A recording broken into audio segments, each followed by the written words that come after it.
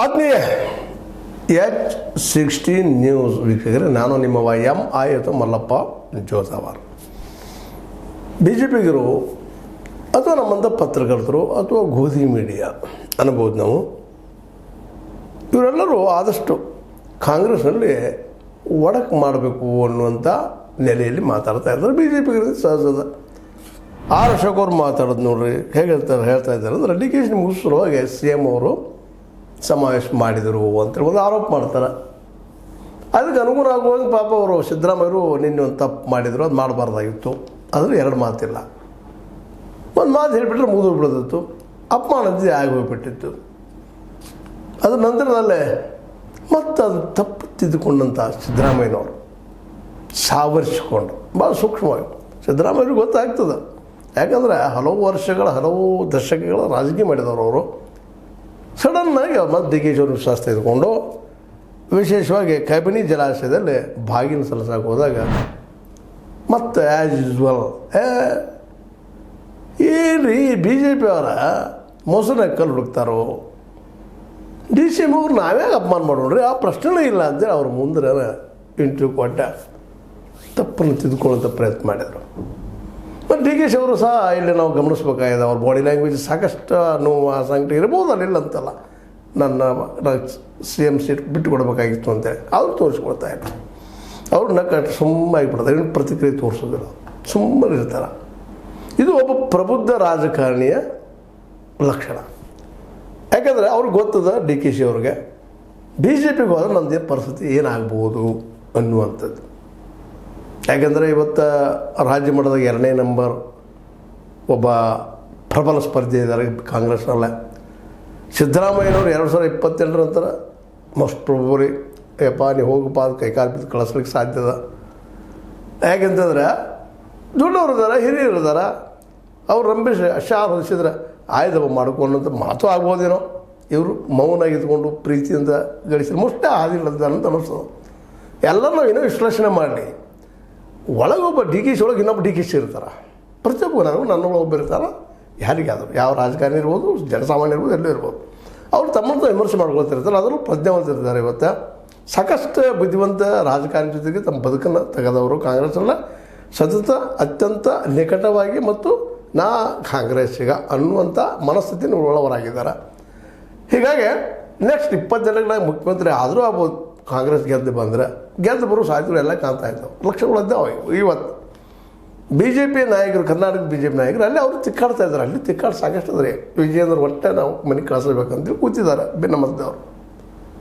ಹೀಗಾಗಿ DK ಅಲ್ಲಿ ಹೋದರೆ ಭಾಳ ದಿವಸ ಭಾಳ ಆದರೆ ಒಂದು 30-40 ಮಂದಿ ತೊಗೊಂಡು ಹೋದ್ರೆ ಇದೊಂದು ಸಲ ಸೇಮ್ ಆಗ್ಬೋದೇನೋ. ಆದರೆ ಫ್ಯೂಚರ್ ಇವತ್ತು ಹಿಂದಿಂದ ಏನಾಗ್ಯದ ಗೊತ್ತದ. ಇಲ್ಲಿ BJಪಿಯಲ್ಲಿ ನಮ್ಮ ಮಹಾರಾಷ್ಟ್ರದ ಏಕನಾಥ್ ಶಿಂದೆ ಅವ್ರದ್ದು ಅವ್ರು ಬದುಕಿ ಸರಿಸಿದ್ದಾರೆ. ಫಡ್ನವೀಸ್ ತಂದು ಕೂಡಿಸಿದಾರಲ್ಲ. ನಾಳೆ ಹೆಂಗೆ ಆಗ್ತದೆ ನಮ್ಮದು ತಮ್ಮ ಬೇಕಾದಂದು ಕೂಡಿಸ್ತಾನೆ. ಅದಕ್ಕೆ ನಾ ಈಗ ರಾಜ ಅದನಪ್ಪ. ಸಿದ್ದರಾಮಯ್ಯನೊಬ್ಬರು ಬಿಟ್ಟರೆ ಸಿದ್ದರಾಮಯ್ಯ ಸಹಿತ ಮಾತು ಕೇಳ್ತಾರೆ. ಈಗ ನಾವು ಗಪ್ ಕೂತ್ನಪ್ಪ ಅಂದ್ರೆ ಮೌನ ಆಗಿದ್ವಿ ಅಂದ್ರೆ ನಾವು ಹೇಳಿದ ಕೆಲಸ ನಡೀತಾ ಇದ್ದಾವೆ. ಯಾಕೆ ನನಗೈತಿ ವಿರೋಧ ಮಾಡ್ಕೋಬೇಕು? ಈಗ ಅವ್ರ ಟಾರ್ಗೆಟ್ ಯಾರಪ್ಪ ಅಂದ್ರೆ ಸಿದ್ದರಾಮಯ್ಯ, ಉಳಿದವ್ರು ಯಾರೂ ಇಲ್ಲ.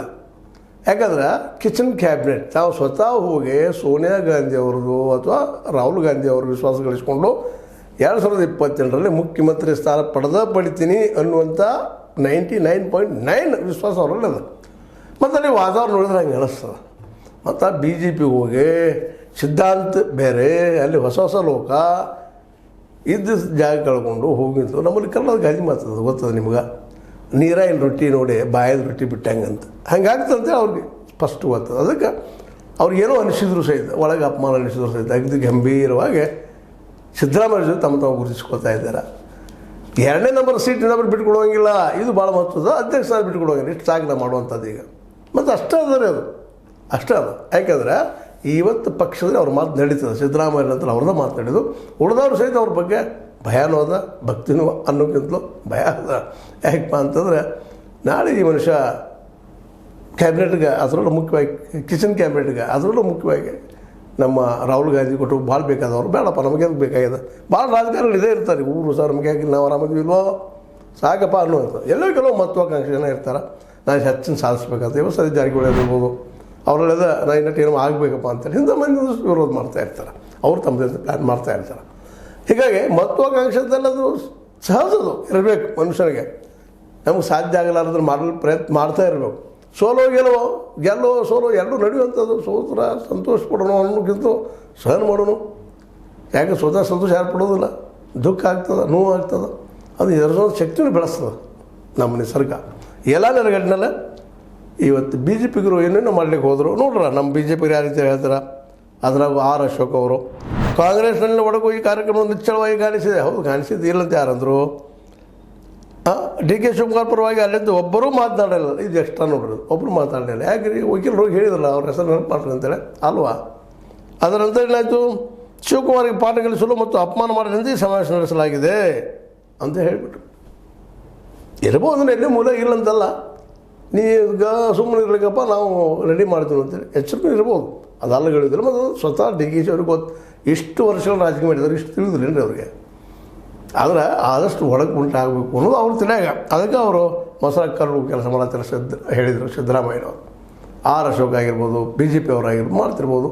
ಬಟ್ ಇವತ್ತಿನ ನಾವು ಹೇಳ್ತೀವಲ್ಲ ಕೋರ್ಟ್ನೊಳಗೆ ಸರ್ಕಮ್ಸ್ಟಾನ್ಸಸ್ ಎವಿಡೆನ್ಸಸ್ ಅಂತೀವಿ ನಾವು. ಆ ಸುತ್ತಮುತ್ತಲ ವಾತಾವರಣ ನೋಡಿದಾಗ ಡಿ ಕೆ ಶಿವಕುಮಾರ್ ಅವರು ತುರ್ತ ಬಿ ಜೆ ಪಿಗೆ ಹೋಗ್ತಾರಂತ ಎಲ್ಲಿಯೂ ಅನಿಸೋದಿಲ್ಲ.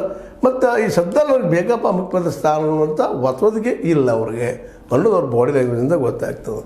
ಯಾಕಂದರೆ ಇವತ್ತು ನಾವು ಕರ್ನಾಟಕದಲ್ಲಿ 3-4 ಜನ ಒಂದಿಷ್ಟು ಪ್ರಬುದ್ಧ ರಾಜಕಾರಣಿ ನೋಡ್ತಾ ಇದ್ದೀವಿ. ಅವ್ರ ಇತಿಹಾಸ ಬೇಡ ಇಲ್ಲ. ಯಾಕಂದರೆ ಇತಿಹಾಸದಲ್ಲಿ ಏನು ತಪ್ಪಾಗಿರ್ತಾವೆ ಹೇಳ್ತಿಲ್ಲ. ನದಿ ಮೂಲ ಋಷಿ ಮೂಲ ನೋಡೋಕೆ ಹೋಗೋದು. ನಂತರದಲ್ಲಿ ಅವ್ರು ಇಂಪ್ರೂವ್ ಆಗಿದ್ದಾರೆ. ಈಗ ಅವ್ರು 2 ನಂಬರ್ದಲ್ಲಿದ್ದಾರೆ. ಹೀಗಾಗಿ ಅವರು ವಿಶೇಷವಾಗಿ ಈ ಒಂದು ನಿರ್ಧಾರ ಮಾಡಿದ್ದಾರೆ. ಜೊತೆಗೆ ಸಿದ್ದರಾಮಯ್ಯ ಗೊತ್ತದ, ನಾವು ನಾ ಇರ್ತೀನಂದ್ರೆ ವಯಸ್ಸು ಇರ್ಕೊಳ್ಬೇಕಲ್ರಿ. 75 ದಾಟಿದ್ದು ಎಲ್ಲರೂ ನಮ್ಮನ್ನು ವಿರೋಧ ಮಾಡೋಕ್ಕಿಂತಲೂ ಈಗ ಎಷ್ಟು ಸಾಯ್ತು ಒಳ್ಳೆ ಕೆಲಸ ಮಾಡೋಣ. ಒಳ್ಳೆ ಕೆಲಸ ಮಾಡಿ ಇನ್ನೂ ಅವಕಾಶ ಸಿಗ್ತದೆ ನಮ್ಮೇ ನೋಡೋಣ. ಇಲ್ಲಪ್ಪ ಅಂತಂದ್ರೆ ಸುಮ್ಮನೆ ಎದ್ದು ಹೋದ್ರಾತು ನಮ್ಮದೇ ಆದ ದಿಮಾಗದೊಳಗೆ ಅನ್ನುವಂಥ ವಿಚಾರದವರು ಅವರಾಗಿದ್ದಾರೆ. ಯಾಕಂದ್ರೆ ಏನು ಪಡಿಬೇಕಾಯ್ತು ಅವ್ರ ಜೀವಿತ ಪಡ್ತಾರೆ. ಮತ್ತು ಅವ್ರ ಕುಟುಂಬ ರಾಜಕಾರಣ ಏನೋ ಮಾಡ್ತಿದ್ರು, ದೊಡ್ಡ ಮಗ ಇದ್ದಿದ್ರೆ ಅವ್ರು ಇರಲಿ. ಇವತ್ತು ಸಣ್ಣವ್ರಿಗೆ ಆಸಕ್ತಿ ಇಲ್ಲ. ಡಾಕ್ಟರು ತಾವು ತಮ್ಮ ಒಂದು ಲೋಕದಾಗಿದ್ದಾರೆ. ಏನು ಮೊಮ್ಮಗ ಇನ್ನೂ ಬರೋದು ಲೇಟ್ ಅದ. ಹೀಗಾಗಿ ಸಿದ್ದರಾಮಯ್ಯರು ನಕ್ಕೋದು ಹೋಗ್ತಾರೆ. ಕಾಂಗ್ರೆಸ್ ಸಾಕಷ್ಟು ಸಿಗ್ತಾರೆ, ಮುಖ್ಯಮಂತ್ರಿ ಸ್ಥಾನ ಸಿಕ್ತು.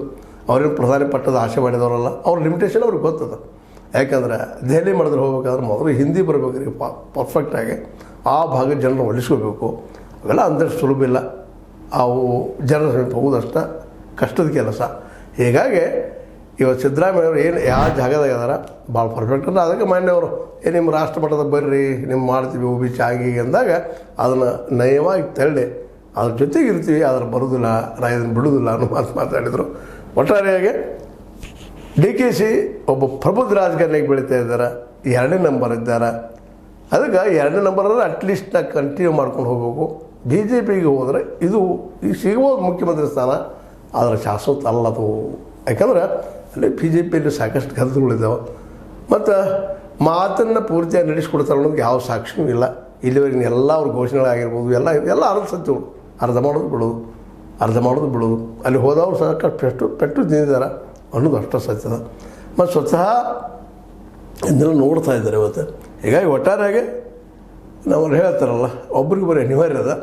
ಡಿ ಕೆ ಶಿ ಮತ್ತು ಸಿದ್ದರಾಮಯ್ಯರು ಇದೇ ರೀತಿಯಾಗಿ ಮುಂದುವರ್ಕೊಂಡು ಹೋಗ್ತಾರೆ. ಬಂದರೂ ಸಹಿತ ಏನೋ ಅಧಿಕಾರ ಬಂದರು 2ನೇ ಮಂದಿ ಡಿ ಕೆ ಶಿ ಇದ್ದಾರೆ. ಬಟ್ ಅದು ತಪ್ಪಿಸೋ ಪ್ರಯತ್ನವೂ ಸಾಕಷ್ಟು ನಡೀತಾ ಇರ್ತಾವೆ. ಮತ್ತು ಬೇರೆ ಅದಕ್ಕೆ ಡಿ ಕೆ ಶಿ ಅವರು ಸಹಿತ 2028ರಲ್ಲೇ ನನಗೆ ಸಿಗ್ತದನ್ನು ಭರವಸೆ ಇಟ್ಕೊಂಡ್ರೆ ಏನು ಬದ್ಧವರು ಸಹಿತ ಈಗ ಸಿದ್ದರಾಮಯ್ಯ ಲೆವೆಲ್ದಲ್ಲಿ ಇರುತ್ತಂಥ ವ್ಯಕ್ತಿ ಯಾರು ಅವ್ರು ಇವತ್ತು ಖರ್ಗೆ ಅವ್ರ ಪರ ಇದ್ದಾರೆ. ಖರ್ಗೆ ಅವ್ರನ್ನ ಏನಾದ್ರು ಮಾಡಿ ನಾವು ಸಿ ಎಮ್ ಸ್ಥಾನಕ್ಕೆ ತಂದೆಪ್ಪ ಅಂತಂದ್ರೆ ಮಾಡಿದ್ದೆ ನನಗೆ ನೆಕ್ಸ್ಟ್ ಹಗರಾಕೈತಿ ಅದು ಒಂದು ಆಸೆ ಅದ, ದೂರದ ಆಸೆ ಅದ. ಅದಕ್ಕೆ ಮೇಲಿನೆಲ್ಲ ನಮ್ಮ ಖರ್ಗೆ ಅವ್ರನ್ನ ಇವ್ರು ಆವಾಡಿಸ್ತಾ ಇರ್ತಾರೆ. ಯಾಕಪ್ಪ ಅಂದ್ರೆ ಇದು ರಾಜಕೀಯ. ವಜ್ರ ಹೊಡಿಬೇಕು, ಬೇರೆದ್ರು ಹೊಡಿಯೋಕ್ಕೆ ಸಾಧ್ಯ ಇಲ್ಲ. ಇವತ್ತು ಖರ್ಗೆ ಅವ್ರ ಮೂಲಕ ಅವ್ರು ಹೊಡಿಬೇಕಂತ ಮಾಡ್ತಾ ಇದ್ದಾರೆ. ಅವ್ರು ವಜ್ರ ಹೊಡಿತಿದ್ರು ಗೊತ್ತಿಲ್ಲ. ಯಾಕಂದರೆ ಸಿದ್ದರಾಮಯ್ಯ ಸುತ್ತ ಅಷ್ಟೇ ಹಠವಾದಿದ್ದಾರೆ. ಅವ್ರಿಗೆ ಇಷ್ಟು ತಿಳಿಯಾರದ ಬುದ್ಧು ಅಂತ ಅವರಲ್ಲ ಅಂತ ಹೇಳ್ತಾ, ಇದು ನಿಮ್ಗೆ ಲೈಕ್ ಆಗಿರ್ಬೋದು. ಲೈಕ್ ಮಾಡಿ, ಶೇರ್ ಮಾಡಿ, ಕಾಮೆಂಟ್ ಮಾಡಿ, ಜೊತೆ ಸಬ್ಸ್ಕ್ರೈಬ್ ನೆನೆಸ್ಬೇಡ್ರಿ. S60 ನ್ಯೂಸ್ ಅರ್ಥ ಈ ಥರ ಇದು ಸತ್ಯದ ಕೈಗೆ ವಂದನೆಗಳು.